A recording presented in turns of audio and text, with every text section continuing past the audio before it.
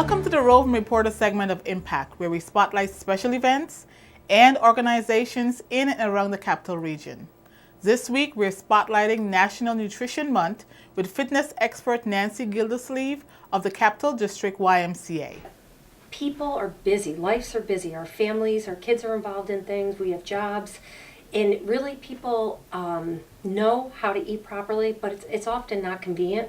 So what we're going to talk a little bit about is portion control and portion distortion, as well as ways that you can cook at home affordably. Good. So that you can plan ahead and have nutritious meals on your table every night. Although many American families recognize the importance of eating healthy meals, many have yet to learn about portion control.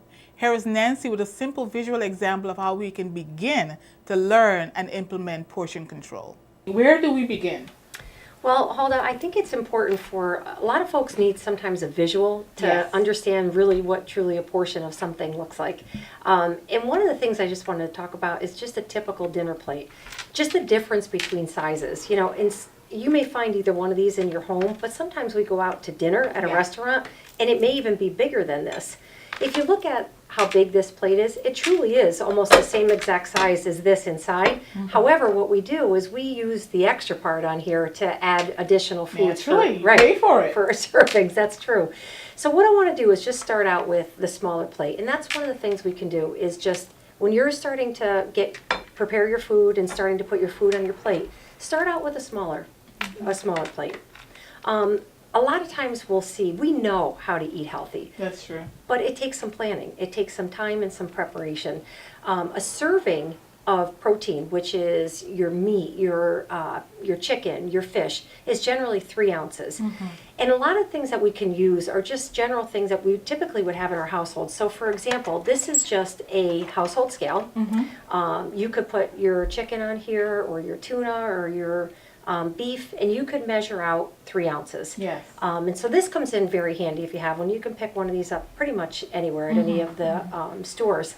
But if you don't have that, one of the things you can do, and what I want to do is show you a visual of just an example of what 3 ounces would look like. So this is a 3 ounce serving. Wow. Yeah, so if you think about it, how many of us have a steak or have chicken or a piece of fish this size? Not a lot. Right. Not a lot. So even though that's a great choice and we all need to have our proteins, we do want to stay within our portion sizes. So I'm just going to put this on the plate just to have an example of what our dinner plate might look like. The other thing we would do is have vegetables. So again, a serving of vegetables may be, depending upon whether it's raw or cooked, you may have a 1 cup serving. So you can look at this and you can fill up your broccoli or whatever it is that you want to put on there and pour that on there, or you can have a visual and you may want to just use this.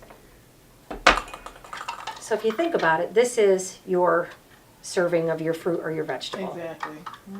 In terms of some of our grains with our pasta and our rice and things like that, it's the size of a fist. So if you think about that, with your hands tucked in, that's the size of a serving that we would have of, any of our grains.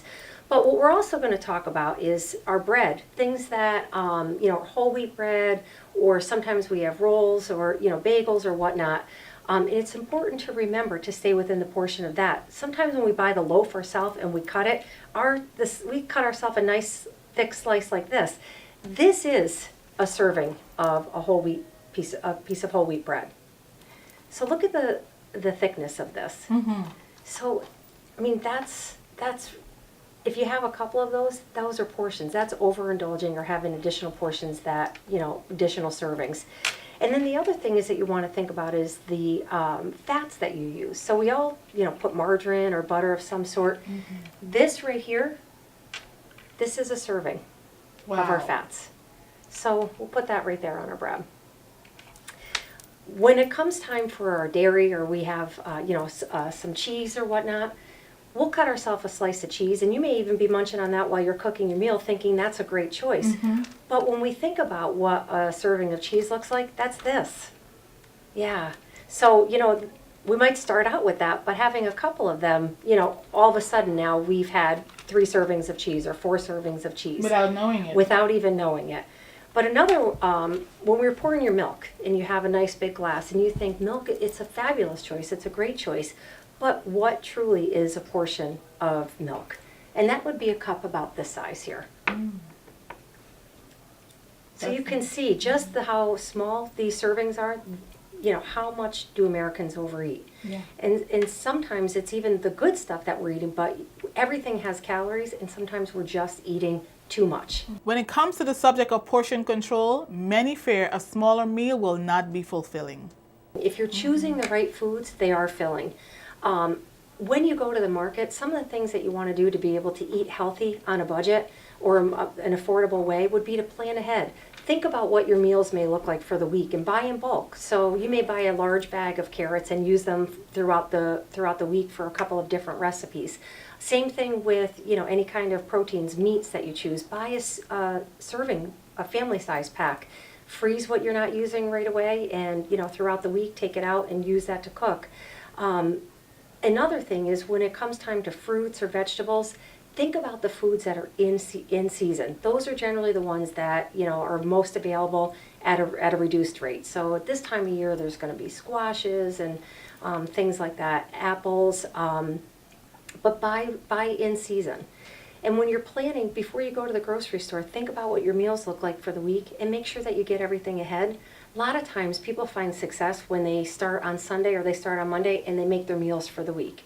They freeze them. It makes it more convenient rather than just driving through someplace. You come home and it's in the crock pot waiting for you, or it's frozen, you just defrost it and you've got your meal already prepared. Being in an unsupportive environment can also become an obstacle to practicing portion control. My final thing is, once you have this down pack, if you're living with somebody that is not supportive, how do you keep yourself going in this positive track of healthy nutrition? Well, sometimes I think that's the most difficult because we all have temptations. And when you're around people that aren't following a healthy lifestyle like you choose to, it makes it harder for you to stay on track. So naturally it would be, you know, in your best interest if you could get the person that you live with or that you're, you know, your buddy that you're with most of the time to try to eat healthy and try to encourage them to eat healthier or plan meals together. I think that's one of the best ways to do it if you're both in together. Show them, you know, you can get more, you can buy more, you're going to feel better if you're not eating fast food. Finally, Nancy suggests that everyone should know their daily calorie intake, which will enable them to make wiser food choices. And Huldah, we just talked about what portion sizes look like and how you can visually look at something and estimate what a serving may look like.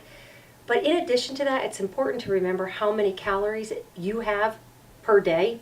So even though we talked about what a 3-ounce piece of protein may look like or piece of meat may look like, you may have additional servings of protein based on your daily caloric intake. Nancy suggests the best way to maintain portion control when dining out is to order your meal first and to only eat half of your meal. Where can people go to get more information on healthy portion sizing? Well, there's a wonderful website that's called choosemyplate.gov, and there's also visuals that are on there, how to build a healthy plate with realistic portions. There's a lot of information on that website. Okay. And then also, I believe you're going to be putting stuff on your blog? Yes, I will. On our CDY website, there's a wellness blog with Nancy, and it's www.cdymca.org. I am your roving reporter. Thank you for watching, and see you next time.